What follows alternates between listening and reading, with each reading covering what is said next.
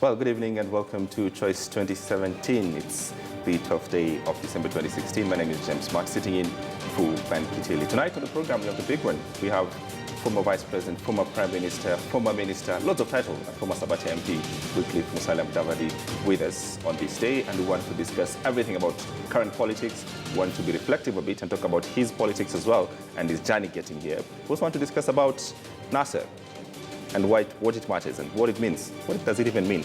And much later on, if we have time, I'd like to hear your thoughts and opinions and questions if I can get some of them. Without further ado, let me welcome to the program Wycliffe Musalia Mudavadi. Karibu sana to the program. Asante sana. Good to see you again. Thank you very much. On this day, 12th day, reflective, talking about our country and today, 53 years of independence. Were you at Nyayo Stadium, by the way? No, I was not there. But I was following the events very closely. Yeah. What do you make about what the president said there? Because I think it will only be fair to get your opinion. The president says that he's warning foreign powers to not meddle in Kenyan polls. What do you make of that? Well, maybe before I touch on that, I think it would be actually wrong for me to embark on that particular journey without really expressing my deep-felt sympathies for the victims and the families of those who perished at the very drastic, tragic Naivasha accident. So let me take this opportunity to really wish them Godspeed and to really say that our transport agencies must look into ensuring that our roads are safe. So may those who have suffered all find consolation through God. All right. Thank you. Okay. Welcome. Very well said. So I must ask you the question again. Right. The president today is very categorical. He's asking foreign powers to stay away from Kenyan polls on any interference. What do you make of that? Actually, I find that particularly strange as far as I'm concerned because to me, it looks like he's into some scaremongering approach here, because which foreign power is showing any interference in Kenya's politics? I think this is a sign of people who are panicking, and to a certain extent it reminds us of the 90s and 80s when we had all these concerns that the Kanu regime was expressing against people like Smith, Hemstone, and so forth. So as far as I'm concerned, I think this is a scaremongering, and for the president, it has taken everybody by surprise that there's some state of panic around here. Because as far as I'm concerned, and as far as what we have seen, where the government or the IEBC has engaged with any of the international partners, I think they've done it transparently. And this has been clearly coming out in the context of what support can be given from a technical perspective. And this has been in the public domain. So, this gives the impression that there's some secret or clandestine funding or interference by the foreign powers. And frankly speaking, it's scaremongering. Would you know if there would be some interference? I mean, it would be so obvious. And in any case, in this day and age, the government is in charge of the central bank. The government, through the central bank, will monitor any movement of resources, of financial resources, coming in and out of the country, and to whom it is going to. So if you wake up and say that there's going to be some clandestine movement of resources, then what would be the purpose of having the central bank with all the regulations they have put on board? And furthermore, if you look at, say, the Federal Reserve and how they monitor the dollar movements and how they'll monitor any foreign currency movements, it would be extremely difficult for any foreign power to be directly involved in a clandestine manner, funding any political individual or institution. Okay, let's get to current affairs and current politics as it were. Just last week, at the beginning of last week, you and yourself and former Prime Minister and ODM leader Raila Odinga announced some sort of working towards getting an alliance by February. And that has taken many people by surprise, but it's been building up. And the question is, what exactly are we talking about when we talk about an alliance? I think what is important here is the message of unity is critical. And there are so many people in this country today who are extremely unhappy with the way the current regime is running the country. And these forces, these people, are the ones who feel that a united approach is the only way to save the country from the misrule of the Jubilee government. When you say united approach, what do you mean? I say united in the sense that we now have to be prepared as people within the opposition to close ranks and not just pursue what you might call an individual approach. We must be able to find a common platform, and the common platform is that the country needs to be ruled better. The country needs better governance. The country needs to fight corruption. Now, these are critical platforms. The country needs to safeguard devolution. These are critical platforms, and we are seeing serious threats emanating from those in power when it comes to handling these particular issues. And therefore, we are saying that we need to get together. We need to work together in a coalition that is broader than the existing coalitions. Okay, so that works very well in terms of theory, but building coalitions. The last time I spoke to you in a studio like this, studio setup like this, you're a candidate for presidency. You had just left the Orange Democratic Movement. You complained about what you said was lack of internal democracy then. You went ahead to stand in that election. And I remember asking you this question. I asked you, why do you think people should elect you? And you said, every pundit, every poll is wrong. We know how that story went. We're here now. You're not exactly known for your political instinct. So why should people believe you as the person who's leading this movement? Look, I think there's a difference here. We are going forward. And this is where I fault a lot of the media on this particular issue. There's so much dependence and dwelling on an issue that is water under the bridge. I think we need to look forward and be able to figure out 2017 is on the doorstep. Right now, what is important is that as we develop the roadmap to 2017, we must make sure that we are going to have free and fair elections. We must work towards that. We must have common ground to make sure that the IEBC is supposed to do what it ought to do. Right now, there are red flags being shown. Be that as it may, it does not mean that by me talking about an alliance or a broader alliance, I have abandoned my presidential ambitions. And right, there's a problem, because why? Musalia Mudavadi has ambition to presidency. Why would it be a problem? You have ambition for presidency. Yes. The former Prime Minister has ambition for presidency. Former Vice President has ambition for presidency.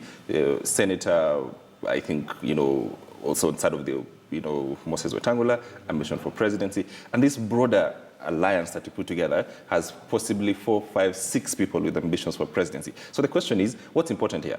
Is it the ambition for presidency, or is it the coalition that you're building? First of all, what I must dissipate here, what I must completely debunk, is the fact that having an ambition is wrong or criminal. That's wrong. So supposing... So now let's move to the next stage. When you have an ambition, it's also a question of how you manage the ambition. All right? And here we are talking about the need for us pulling our resources, our forces together. Are you saying you can sacrifice your ambition for 2017 for the president? If that becomes the ultimate price that I have to pay to make sure that the country gets better governance, I would do it. Under what conditions? Well, what are the conditions? Under conditions that if that is the ultimate sacrifice that I have to pay, if it is in the interests of this country, then that should be done. And I think this is what we should be looking for, and I believe Raila has made such a statement. I believe Kalonzo stands the same. I believe Wetangula stands for the same. So we are not committing any crime here. We are simply saying, let us strategize so that we can give Kenyans a better opportunity. So let me ask you, just after your announcement last week, the former Vice President, Kalonzo Musyoka, had a press conference the next day. He had his NDC, and he said that he will have his own time to ask the former Prime Minister Raila Odinga of the nature and the deal and the understanding that he has with you. All right? And this is the question of the pulling apart that starts, because from January, we'll start the pulling apart. Moses Wetangula just the other day said that his quest for presidency is, as compared to him, they're still there and they're still valid. Maybe I'll surprise you and surprise the viewers that Kalonzo called me yesterday, and he has invited me for his National Delegates Conference as a special guest. What do you say to that? What does that mean? That is exactly what I'm trying to put across to you. That the whole notion that we are working at cross purposes or we are enemies is misplaced. It's being hyped to completely try and rubbish a process of unity. Okay, so help me understand here, and the viewers and the panelists. Yes. What is the process that you think, or that would be put together to make sure that a candidate emerges from the 3 credible, 4 credible, 5 credible people who want to be president? At this point in stage is to say that there is dialogue going on. We are talking. There are serious signs, and some of the signals are the fact that I have been invited by Kalonzo to his National Delegates Conference at Kasarani, and I intend to honor that invitation as a sign of goodwill and to show that we are committed, and I am personally committed to working towards a unified position. Equally, I had my governing council. His is a National Delegates Conference. Mine was a National Governing Council.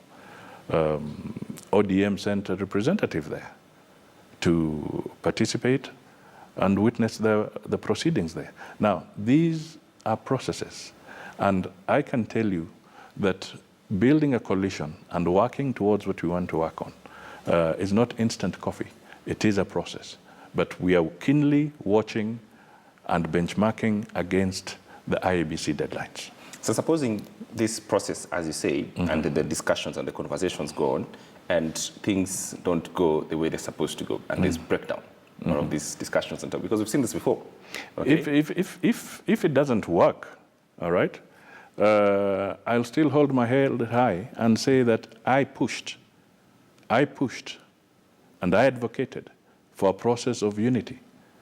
If then it did not touch the minds and the hearts of certain individuals, then so be it. But the fact of the matter is that I gave it my best shot. What's the difference, if I ask you, Mudavadi, between this time, 2017, as we go 2017, and 2013, when you were in a party and you left the party, started your own party, and ran for presidency, and this time? What's that major difference? Because especially the same thing. You, in fact, had a deal working on you walked from west to the east. You're working with Raila Odinga, then immediately you're working with Uhuru Kenyatta. So can we see the same thing in 2017? If this does not work, you say, well, fine, I did not be able to get this done, then Uhuru Kenyatta can work with him if he has a better deal. My friend, let's cross the bridge when you get there. But insofar as the Jubilee is concerned, they have muddied their waters so much. I don't know how many people would want to drink from that particular pond. Are you suggesting you will never work with them?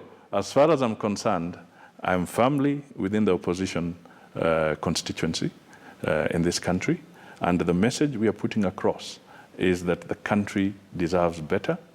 The country needs to see corruption being dealt with. The country needs to see devolution being respected.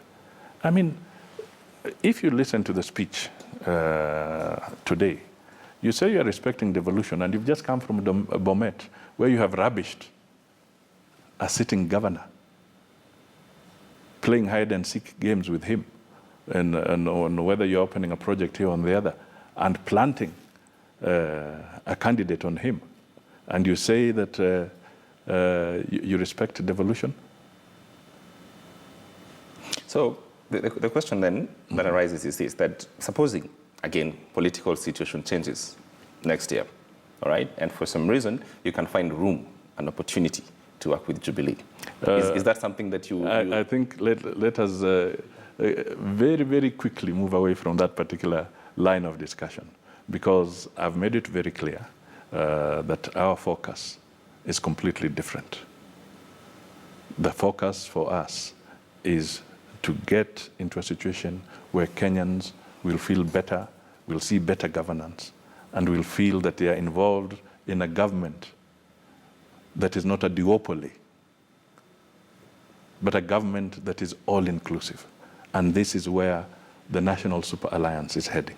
Let's discuss a bit your politics and the history, because it's very interesting. You know, there's, when you speak about Wycliffe Musalia Mudavadi, there's a general notion that comes in, and you know about it, that people say, well, this is someone in 2002 when Kenyans had decided that they're going this way, he went the other way.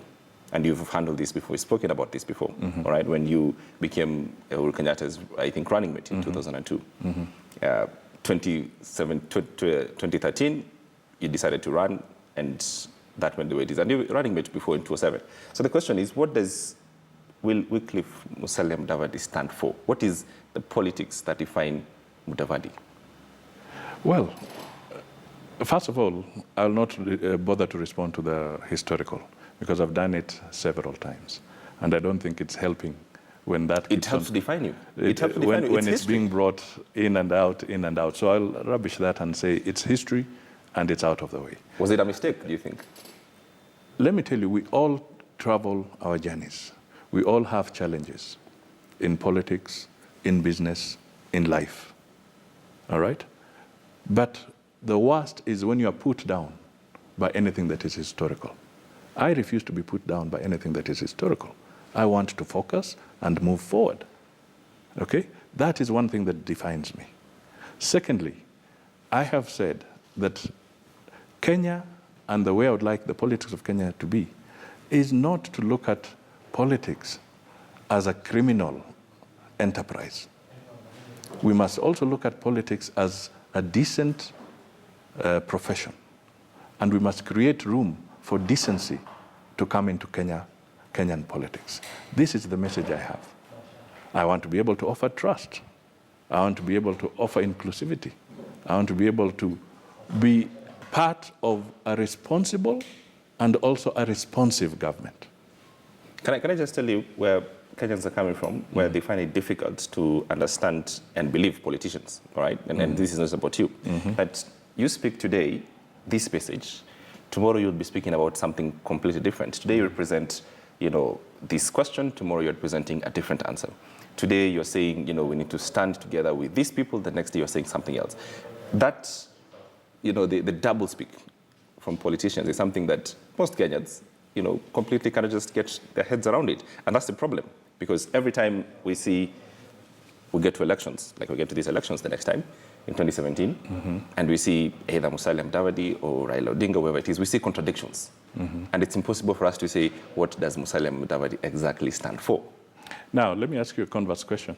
What does Uhuru stand for? Is your friend, you should tell me. No. I mean, because you're persisting with this line of argument. So what does Uhuru stand for? How do you define him? What does Raila stand for? How do you define him? What does Kalonzo stand for? How do you define him?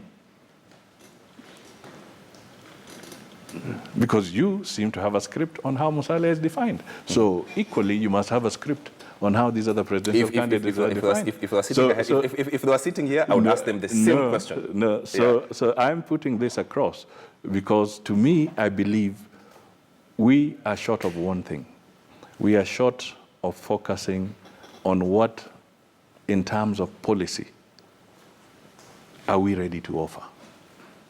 What are these individuals ready to offer in terms of policy? I think that line of questioning and that line of debate is devoid when we meet in this forum. So let's move it forward. I would be so happy if we can move let's move it forward. Let's move it forward. So what does this government, you know, the Jubilee government, that in the 4 years, what is that big thing that have they done that you would say, on this question, I find it difficult to work with them. I find it difficult for me to find my politics aligning with them. What is that one thing? The worst scorecard is corruption. There was corruption in the Grand Coalition government. There was the Maize scandal. You have asked me about this government. Yeah, true. And I've answered you, the worst scorecard is corruption. But it's not new. That's the point. That corruption is not new and is not just confined to Jubilee. It has happened before in the governments that you've served. Two wrongs do not make a right. And you asked me what mistake or what is their weakest point, and I've told you is their inability to deal with corruption. So how would you rather have it? You didn't ask me about the Grand Coalition government. True. You asked me about the Jubilee government. So how would you have had rather them handle it? The question of corruption.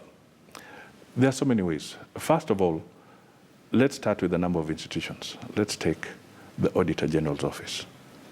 The Auditor General is the one who is constitutionally mandated to scrutinize and look into all public expenditure. He's not being resourced appropriately. His office is not being resourced appropriately. He's being denied a lot of resources to recruit staff that he wants. There was even an attempt to deliberately push staff into his department without his input. We have seen him go through public ridicule where he's told, you cannot go, why are you wasting time going to check on the issue of the Eurobond? This guy is an auditor. He's trained. He has been the head of audit in the African Development Bank, an institution that works with the government of Kenya. So he knows his job. But somebody who is not an auditor is telling him how to do his job. That is not a good sign. We are seeing other institutions suffering. We are seeing a crisis in the banking sector. How long has it taken for the president to appoint all the other members of the central bank? For 4 years. It has been going without a properly constituted board. Only the chairman was sitting there. It's only the other day they're doing it. Now you're doing it when we have seen the collapse of financial institutions. Where were these guys when they were supposed to be able to deal with aspects of monetary policy and the implications of it? There are other institutions that revolve around the judicial mechanism. The support they have been getting has been lukewarm.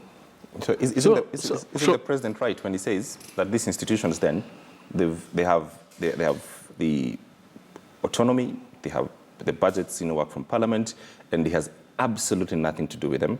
So in that question, when we talk about corruption, we should be asking those individual offices what they've done, not Jubilee and not the offices. Are they right when they say My this? friend, they're not right. The executive, the constitutional authority, lies with the executive. The executive, through the treasury, will present a budget.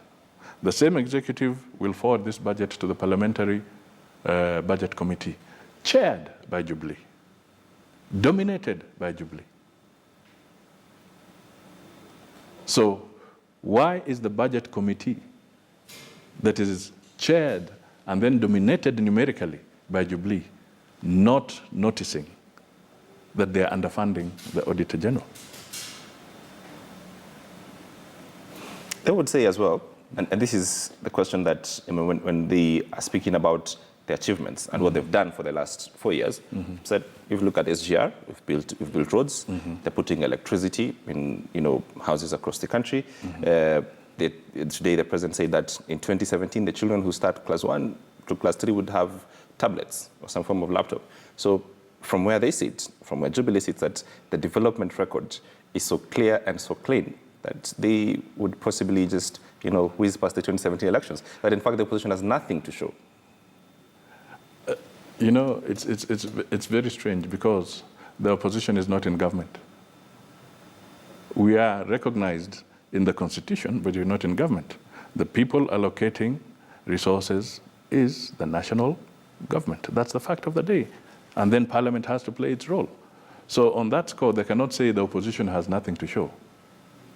That is a wrong argument. It's just a falsehood in that context. But what I would say here is this. Those are commitments that were made as far back as 2013 when they took over. Okay? And some of the projects that you talk about, whether it is the SGR or the pipeline, if you go and look at Vision 2030, which was created, crafted, developed through public participation, all these projects are listed in that place. So are you saying they don't deserve any credit? Are you saying they don't deserve a credit for? Because now, what they have to deal with and what they have to tell people is that, are we getting value for money in the implementation of these projects? The project is happening. Are we getting value for money? Now, to get value for money is the costing right? Are we sure that what we have seen in other departments, whether it is the NYS and others, are we sure that we are getting value for money for these projects? And the question that comes through is that when they go for tendering and all this, we are hearing a lot of things as to who is behind which institution, who is behind what group of companies. And not too long ago, Mr. Smart, I raised one fundamental issue. I said that when a head of state makes a trip outside the country, and then he says, I am going with a group of businessmen, fine, under the umbrella of economic diplomacy, fine. Nobody refuses that. This is done globally, world over. But the catch is this. Once they have made those trips, where is the public disclosure as to which MOUs were signed? Not just where the ministers in the delegation sit and countersign with the other person. So if you tell us that there was a deal struck in a particular area or particular industry or particular sector, where are the details of the MOUs that were signed behind the scenes? Because what has been happening is that we are seeing that the agencies, the people being involved, the same person is on a Tokyo trip, the same person is on a Nigeria trip, the same person is on Are you saying these trips are worthless? No. I'm saying that a few people are closing the deals behind these trips. All right, we'd like to hear more. And what we want to know is that, therefore, are these trips really benefiting Wanjiku? Or the individual?